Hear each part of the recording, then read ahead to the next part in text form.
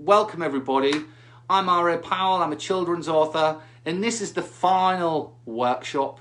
Sadly, this is week number 7, and it was originally going to be 10 weeks, but with the announcement of the majority of schools going back next week, you know, it makes sense to kind of bring the end of the course forwards, because the 4 p.m. live stream is not going to work for the majority of people. So what I'm going to try and do today is to combine some of the different aspects of the final 3 workshops into today.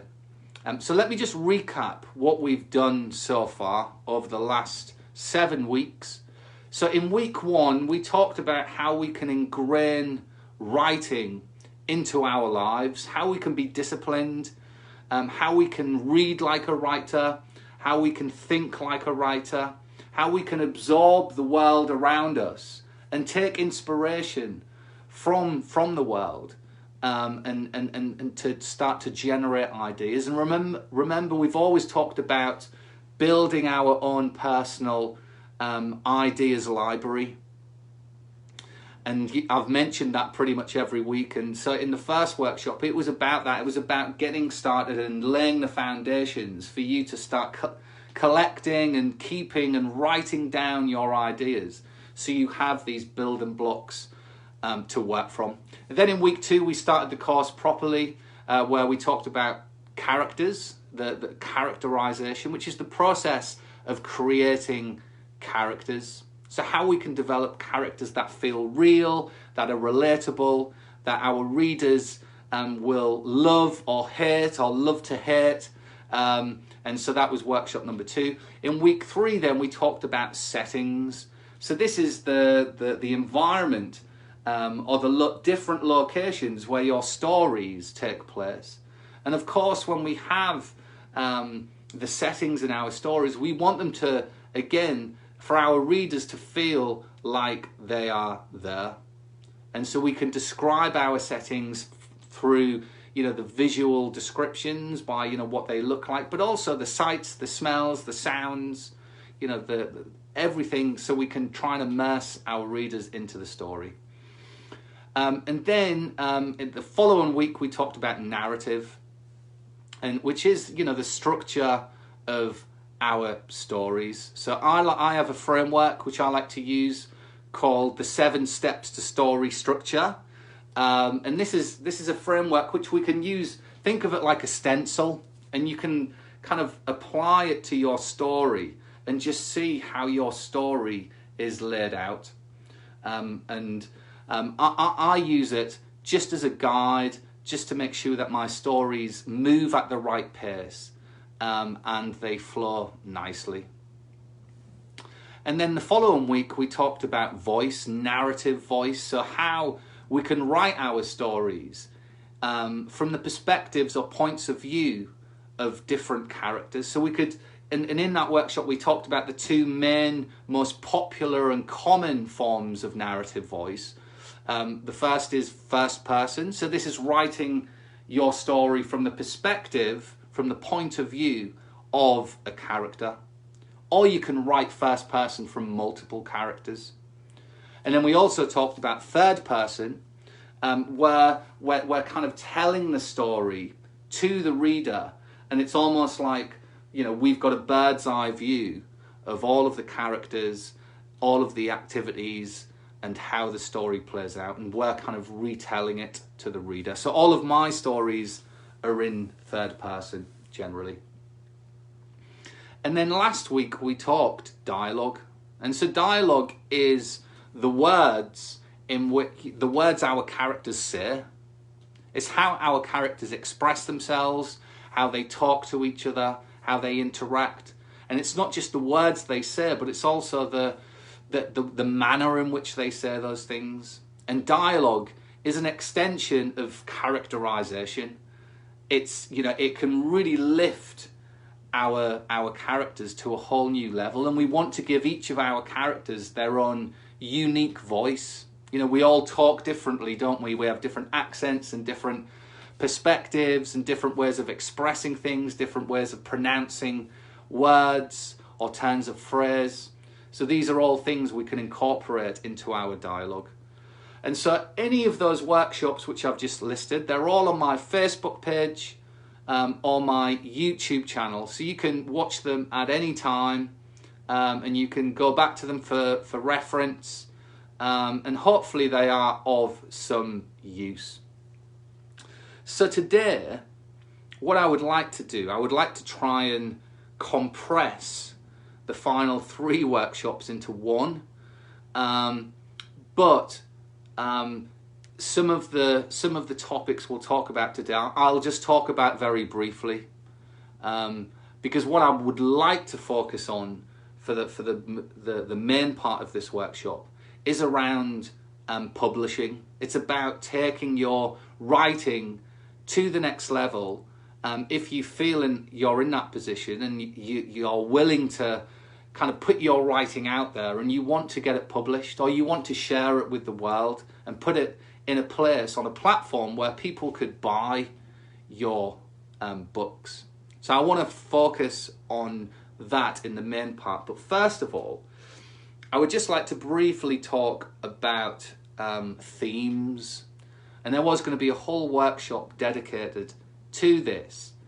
But themes are the kind of like the messages that our readers take away from our stories.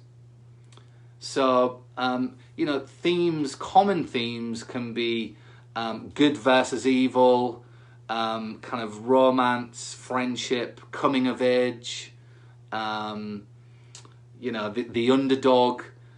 There's lots of different themes, and we want our stories to have different messages in there. So I always use this example, and I think I used it previously on one of the workshops perhaps, but Charlie and the Chocolate Factory. It's a great book, great story. It's a classic. It's one of the first books that I absolutely adored and loved as a child.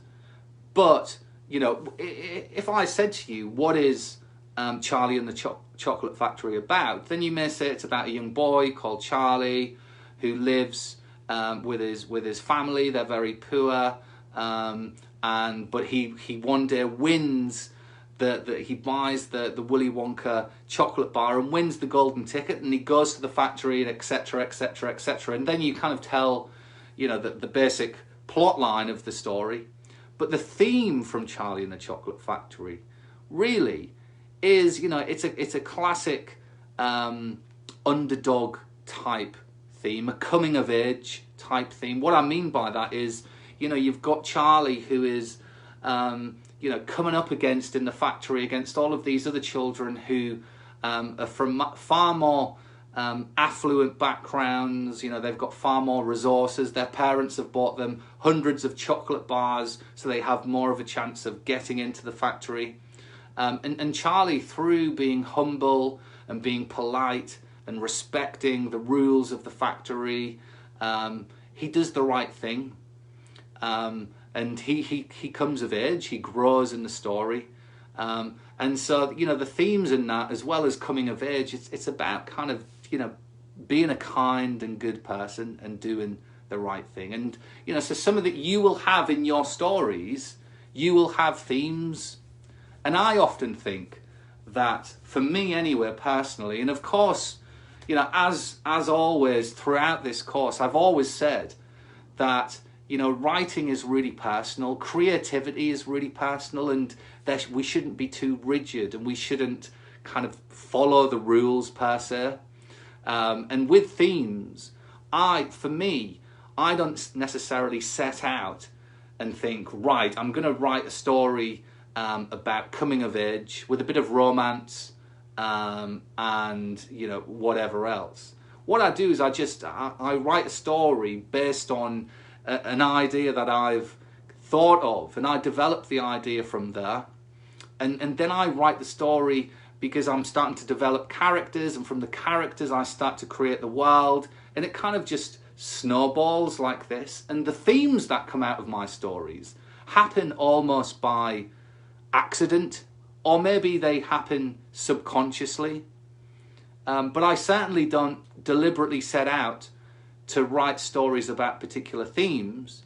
Although if you want to do that, that is absolutely fine. So for example, Odd Socks.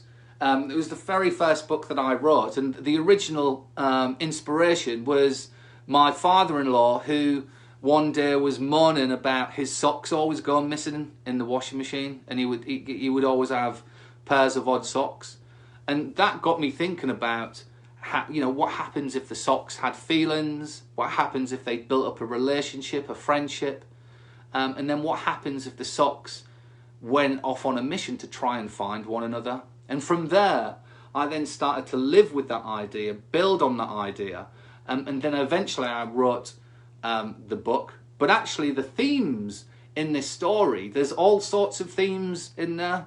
It's definitely about doing the right thing. It's about friendship. It's about bravery and courage. But there's also some pretty grown-up themes in there. It's got references to greed, capitalism, tax evasion, and I don't explicitly mention any of those themes actually in the book, but they are some of the themes that are discussed through the characters and the way the story plays out. That's the way it's happened. So again, with Child Executive Officer, completely different story, completely different, but actually another theme in this. They're quite similar to Odd Socks in that it's about Ben Hamley, the lead character. He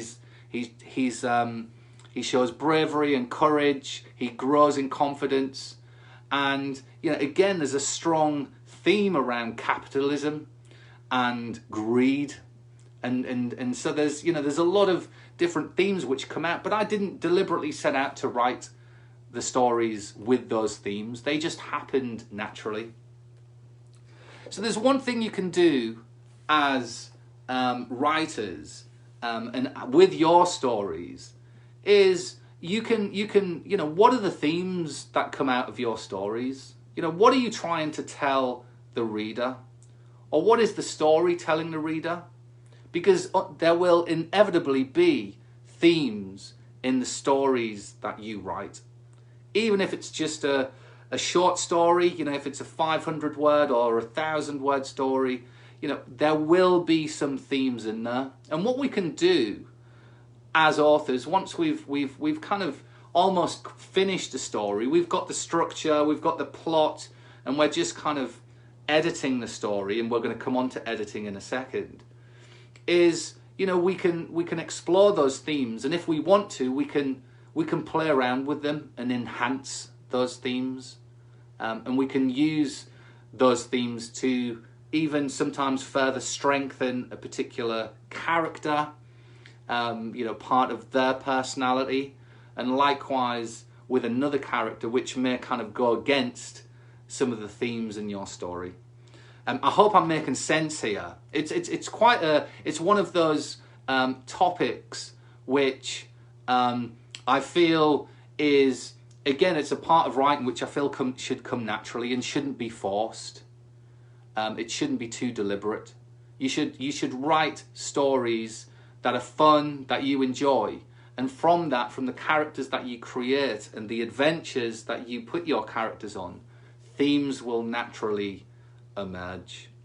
But we can, in the editing process, as we read our stories back to ourselves, we can just be alive to those themes that are in our stories, and then we can decide on whether we want to enhance those themes in any particular way, whether that's through tweaking the plot or making little changes to some characters' personalities. Let's move on to editing. I'm sorry there's not going to be any activities today. Really sorry about that, because it doesn't really lend itself well to...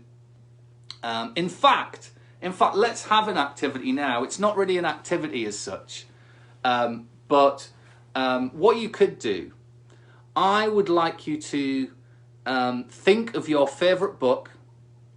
It could be any book from the one you've most recently read, or your favourite book, first ever book that you read, But think of your favourite book and then write in the comment section, what are the themes that come out of that book? What are the messages that the book is trying to tell the reader? So have a think about that. Have a think about one of the books that you've read, or your favourite book, or the most recent book, and write down the name of the book, the actual book, and then the themes that emerge, or the themes that you take away from the book. Because remember, we could all take away different messages from the same book. I could read a book and you could read the same book, but we may well react and respond to the story differently. And that's fine, that's good. So while you do that, I can see the comments coming in, that's brilliant. That's great. So there's Abigail, abandonment, love, trust, family. So, you know, these are some of the themes that come out. So yeah, please do write that down. It's not really an activity per se, but it's just something to show you, to get you thinking about the themes in the books that you really enjoy. So let's move on to editing now briefly. You know, many people, I actually love editing stories, my own stories. I also love to edit other people's writing, whether it's stories or even if it's through work, if it's somebody's emails or reports or papers. I do like to edit. But, you know, I think a lot of people don't necessarily like editing their own writing or editing their own stories, because they feel they've wrote it, they've been in it, they've been immersed in that story for so long that, you know, for them it's finished. But actually editing a story is so important. And so let's just talk about some of the things that you can do as writers to edit your stories, which you can do quite easily. And when I talk about getting published or approaching publishers, they have editors, you know, special, you know, designated people who are there to edit manuscripts before they go to print. But what we can do as writers, and one of the things I do often is when I've finished the first draft of a story. So for any of my books that I've wrote, by the end of the first draft, I've got a Word document on the computer, and it's a big document with, you know, it's generally about 35 to 40,000 words. And I've spent a lot of time and effort and energy and emotion in writing those 35 to 40,000 words. So what I usually do is I take a break. I will not look at it. I will finish it. I will leave it. And then I will have a week or 2 or 3, however much time I need, where I don't look at the story. And I try not to think about it as well. Because if we've been writing a story for a long time, you know, it does become part of your consciousness. You know, it is always on your mind. And so you want to kind of step away from that slightly and just take a break, take a step back from it, and get on with life, do other things, do your schoolwork or do your homework, or, you know, whatever it is. And then we come back to it with a bit more of a fresh pair of eyes. So we've had a bit of distance between finishing the story, and now we want to read the story in a slightly different way. So we're not just going to read the story like we would a book. Now we want to read our story almost, we want to read it in depth, as in we want to read every word and sentence. We might want to kind of read a paragraph and read it a few times, and if it doesn't quite feel right with you, you may want to highlight it and then come back to it a bit later. And so what I'll do is I will do exactly that. I will read the story again, the story that I've just written, that I've finished, or I at least finished the first draft of, just 1, 2, 3 weeks before that. And I will read it and I will highlight, I won't change anything, but I will highlight words or sentences or paragraphs or chapters even that I would like to change. And I will do that all the way through the story until I get to the end. Then I go back to the beginning and I then go through all of those sections, what I've highlighted. And then I start to play around and, maybe just improve them. And that could be, you might notice some spelling and grammar mistakes in there or errors. You may notice, inconsistencies in the story. So, for example, I read about apparently the first 500 copies of the first Harry Potter book. There were quite a lot of errors in those books. Not just grammar and spelling and everything else, but some inconsistencies in the stories. Obviously, they were changed. So the book, if you buy that book now, then it wouldn't have those errors or inconsistencies in it. Whoever owns those books, if anyone has one of those 500 copies or 1,000 copies, however many it was, they will be worth a fortune because they're obviously very rare. And so, you can have inconsistencies in your story just because you've been so absorbed in it and so immersed in it that you haven't taken a step back. And this is what the editing process is about. It's kind of like removing yourself from the story and then kind of having this bird's eye view of the story and kind of viewing it with a fresh pair of eyes. And so you will notice these things in your story. You may notice mistakes, errors, typos, inconsistencies. And so this is the part where we go through our story with a fine tooth comb and we make those changes. I often do them in, and this is probably getting a bit boring now, but I often do them in a Word, Microsoft Word, and I make the changes in a track changes with Redline, so you can see the changes in the document easily. And then once I've done that, I then create a brand new version and it's all fresh and it's got all of those changes in it. And then I've got two versions of the story then. I've got the first draft and now I've got a second draft of the story. Now, what I generally do, and again, all different people, different authors will have different ways of doing this, different methods. What I then do is I give the story to my wife, and she reads it. And my wife comes up with brilliant ideas, and a lot of ideas that are actually in my books. So I let her read it, and she, my wife, offers a real critical eye, but in a fair and constructive way. And she'll say, I don't quite like that paragraph, that chapter.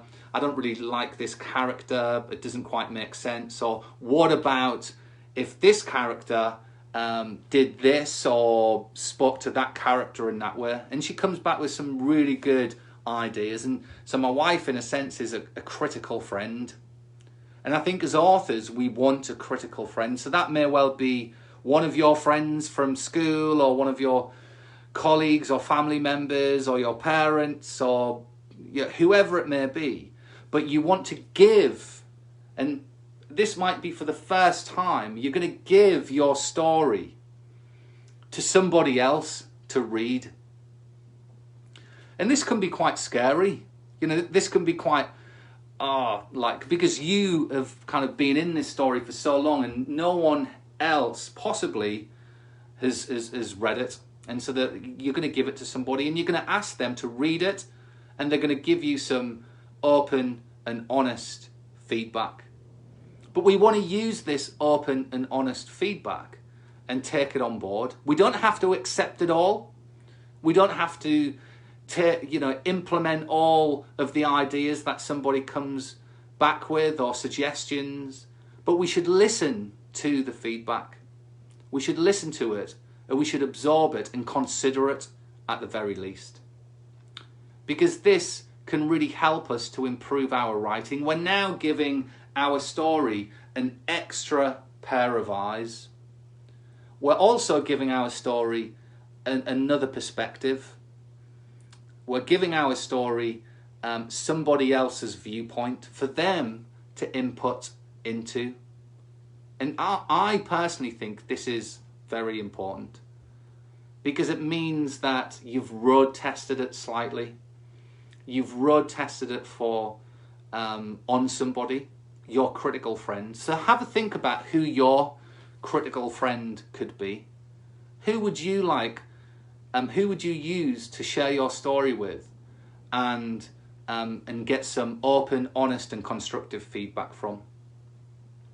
Once we've done that, we may well have some more changes to make to our story. So now we're on version number 3, draft number 3 of our story. So remember, we did the first draft, then we had a break for 1, 2, or 3 weeks, and then we read our story again with slightly fresher eyes. We've made some changes. We've gave that to somebody, our critical friend, and they have came back with some suggestions or spotted some additional inconsistencies or typos or things that didn't make sense. And now we've got a third version of the story. So you can see very quickly now we're starting to build up different versions of our story. And hopefully the story is still improving. So we finished writing it really. You know, we've done all the hard yards. We've created the characters, the plot, you know, the twists and the turns and everything else. Now this is what I like to call getting your story match fit. You know, this is about putting your story through its paces and making those small minor tweaks and changes just so we can just improve it and just make it as good as it can be. So now our story has been through a bit of an editing process. Now we may well want to think about sending it to publishers. We may want to get it published so we can sell our book and we can share it with the world.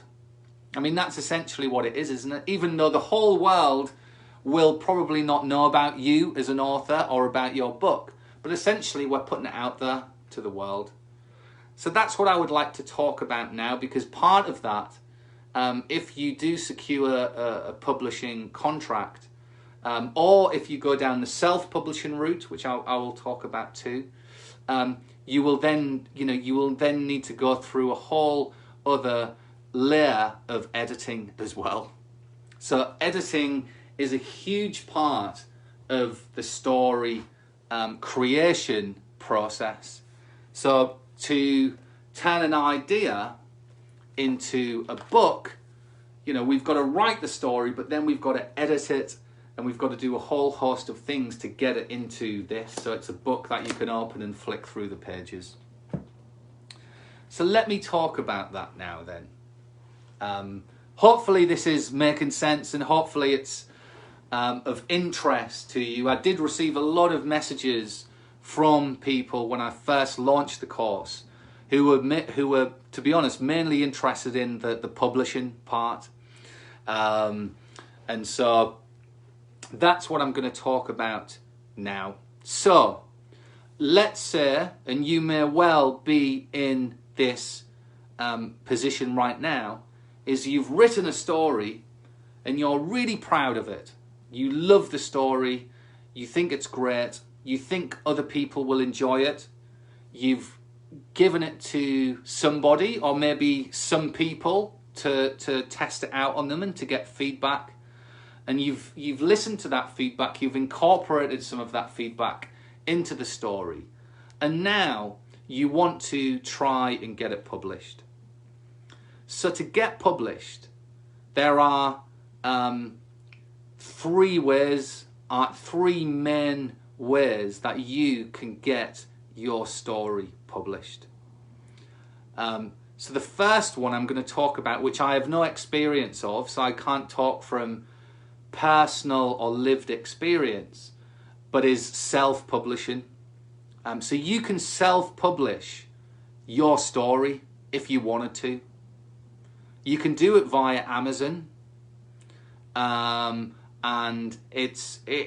I believe from what I've read about it, and it was an option that I considered before I secured a publishing deal, but I did look into it and consider it, and it's something that you can do if you've wrote a story and you're confident in it and you want to put it out there.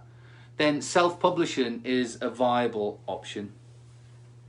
What this means is that you can use platforms like Amazon have a platform. I can't remember the name of it now. Maybe I should have looked that up before I started this workshop. But there's various platforms out there where you can just Google self-publishing, and you can upload your story.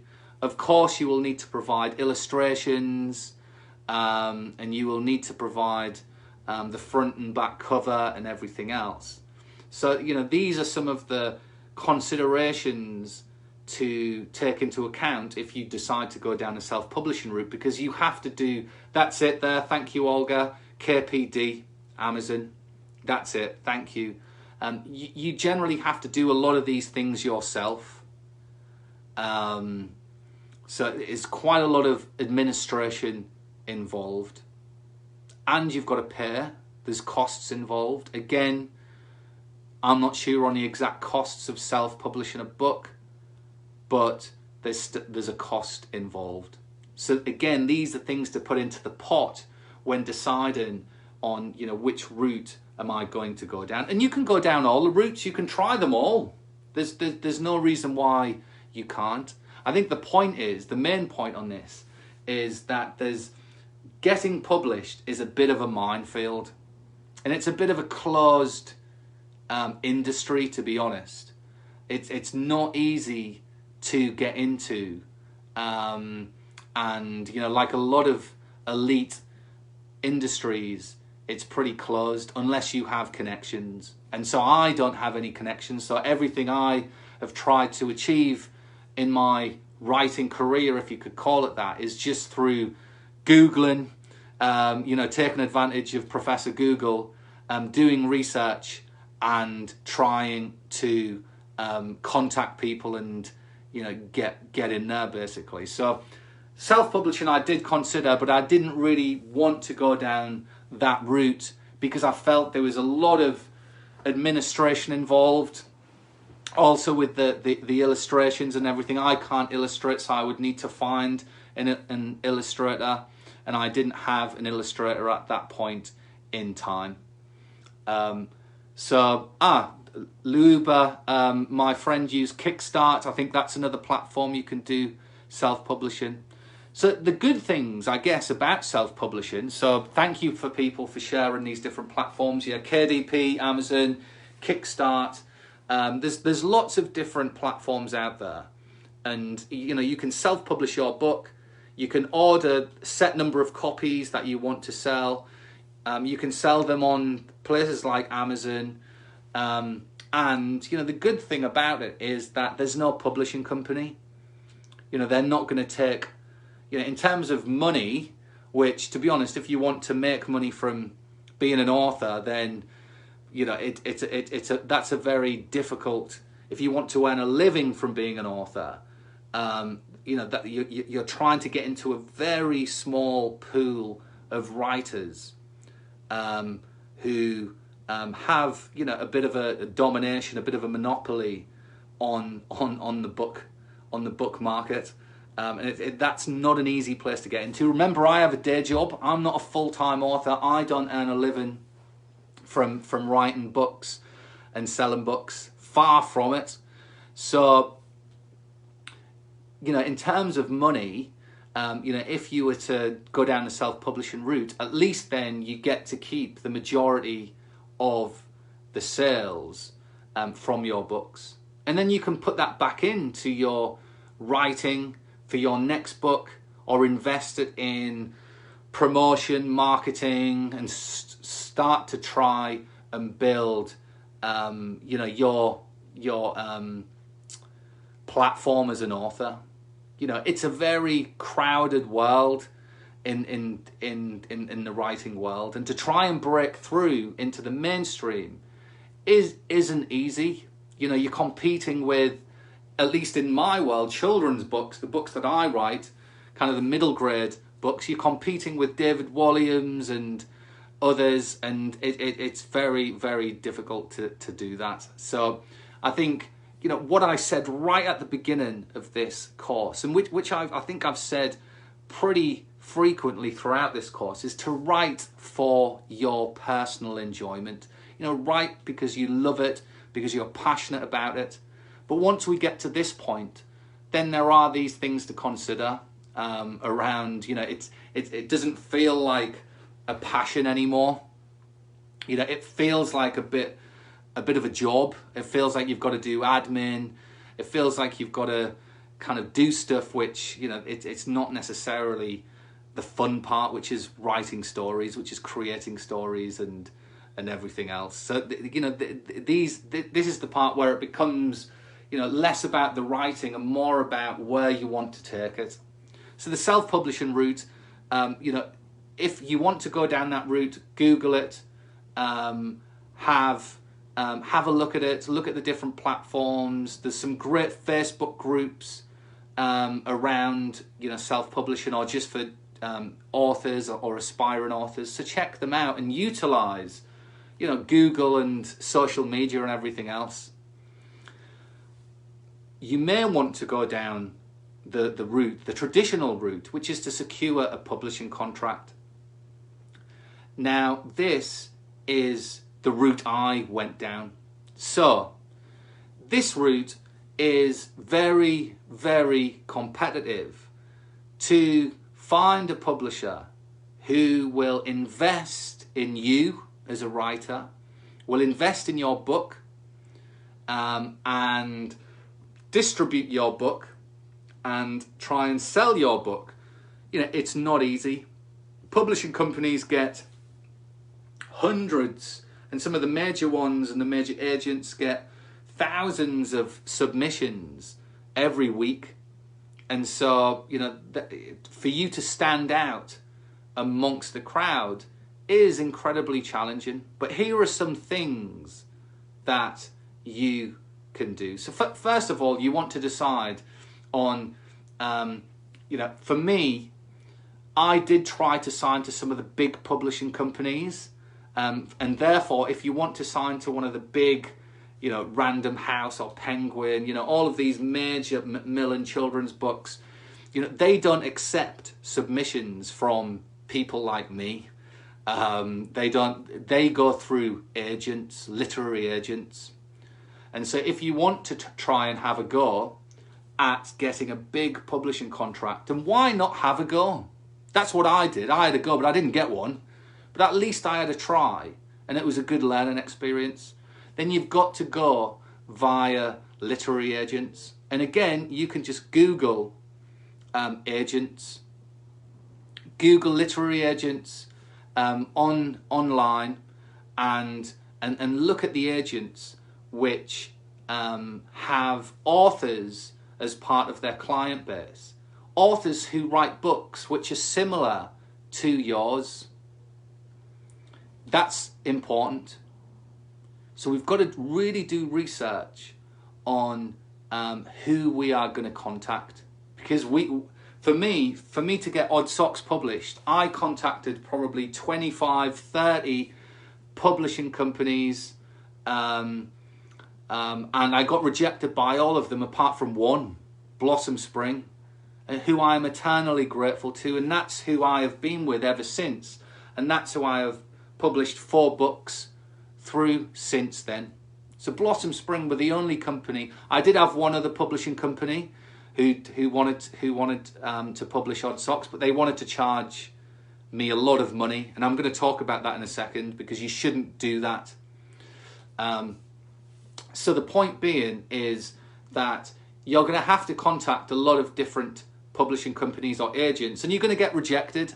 Probably, most likely, you're going to receive a response which isn't the response you want. And you've got to be ready for that.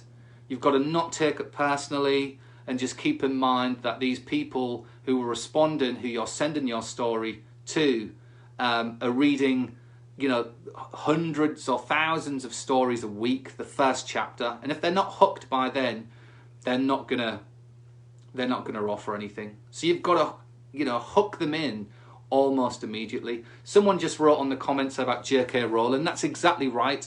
J.K. Rowling, she got rejected by 20 odd or even more publishing companies. And only one of them responded positively. And now look at her. Look at J.K. Rowling. She's built an entire universe of books and films, and, you know, she's changed, you know, she's influenced and inspired so many children across the world.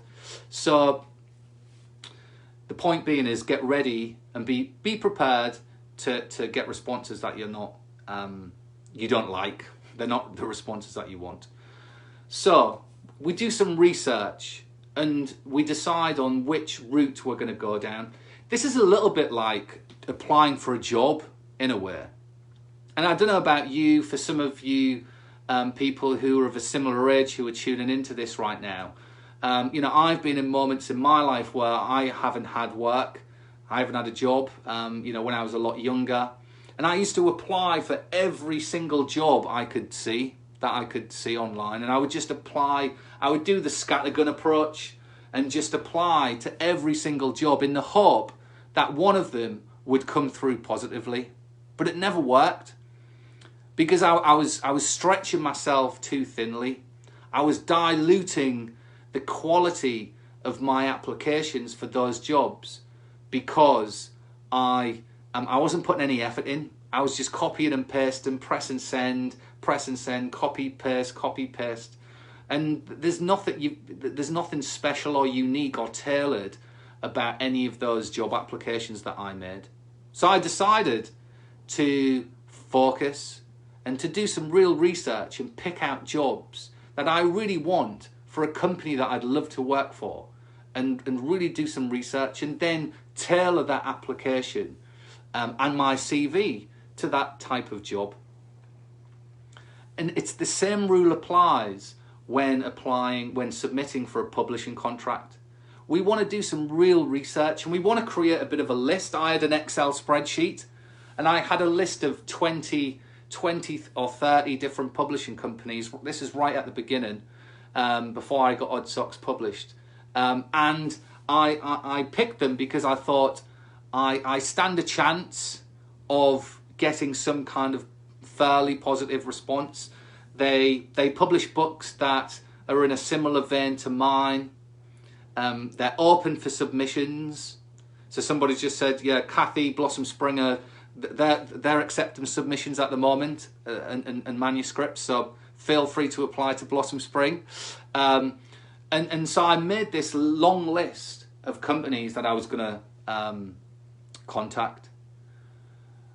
There's hundreds, probably thousands of publishing companies just in the UK. So you can't apply for them all. So do some research and make this bit of a long list of companies that you're going to approach. And they may well be literary agents. So they are people who will, if they like what they read, they will take you on as a client and they will act on your behalf and get you a publishing contract. And often with agents, they will be able to get you probably a better publishing contract than you would on your own. And you've got more chance of securing, you know, a bigger publishing contract with a bigger publisher. So that's an option. I don't have an agent. I don't have a literary agent. I went straight to Blossom Spring. So my arrangement with them is direct between me and Blossom Spring.